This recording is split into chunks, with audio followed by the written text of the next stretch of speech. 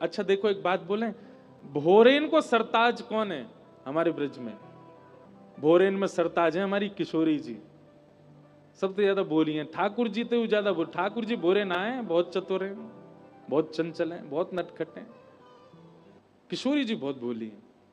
एक लीला आज सवेरे ही पढ़ रहे हो मैं कि किशोरी जी एक दिन नौका विहार कर रही हैं और नौका विहार करके जैसे ही लौटी तो लौटते ही नौका से उतर के श्री यमुना जी के पास बैठ गए, क्योंकि यमुना जी को वर्ण श्याम वर्ण है।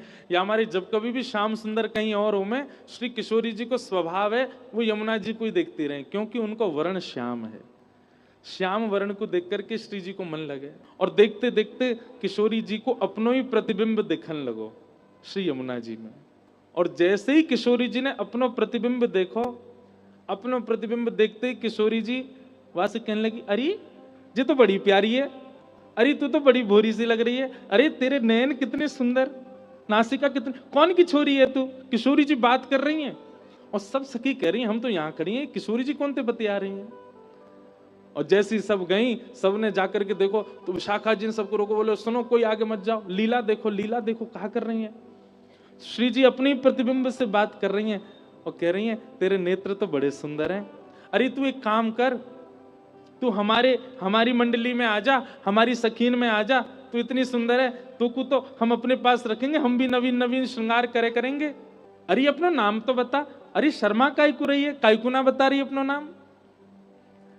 तभी किशोरी जी पीछे से बुला में ललता विशाखा आदि सबके नेत्रों में प्रेमाश्रु भरे हुए, कितनी भोरी हमारी किशोरी जी। अरे ललते ने कहियो देखियो कि कौन की छोटी सी छोरी है, इतने सुंदर या की अलकावली, इतने सुंदर या के नेत्र, इतनी सुंदर नासिका, अरे या के ओष्ठ तो देख, जब बोले का देख बोल तो रही है लेकिन या की आवाज ना आ रही, मेरी जैसी बोल रही है लेकिन या की आवाज ना आ रही।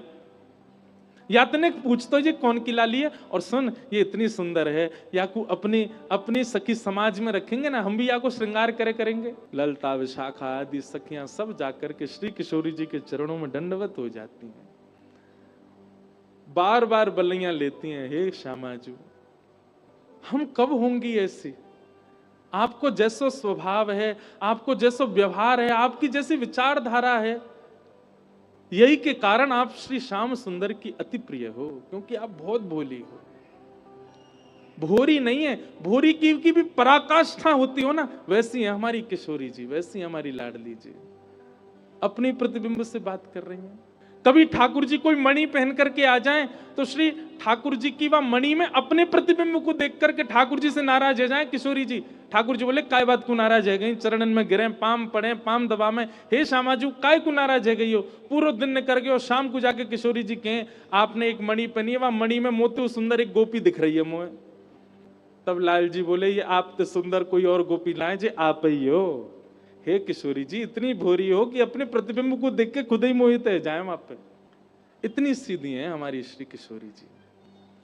वृषभानु की किशोरी सुन गैया होते भोरी, प्रीत जान के हूँ थोड़ी तो है राखेगी शरण, मन भूल मत जइयो राधा रानी के चरण, राधा रानी के चरण, महारानी के चरण, मन भूल मत जइयो श्यामा प्यारी के चरण। एक बात तो सच्ची है भैया, वृंदावन में रहवे वारो, वृंदावन को भजवे वारो, वृंदावन की उपासना करवे वारो, वाके चलवे फिरवे बोलवे में ज्ञान दिख रहे हो तो इसको मतलब या को मतलब माने अभी वृंदावन भजो नहीं। वृंदावन में भजवे रहवे और वृंदावन की उपासना करवे वारे की वाणी में या वाक्य स्वभाव में वैराग्य दिख रहा है, त्याग दिख रहा है, ज्ञान दिख रहा है, बाकी सारे गुण दिख रहे हैं पर भोरोपन नहीं दिख रहा, तो या को मतलब ये है कि माने वृंदावन भजो ही नहीं है। और या फिर यूं कह दो कि वो तो वृंदावन को भज रहो पर वृंदावन ने वाकु स्वीकार कियो नहीं है। वृंदावन स्वीकार कियो होगो, वृंदावन यदि स्वीकार करेगो तो सहज है जाओगे, सीधे है जाओगे, बोरे है जाओगे।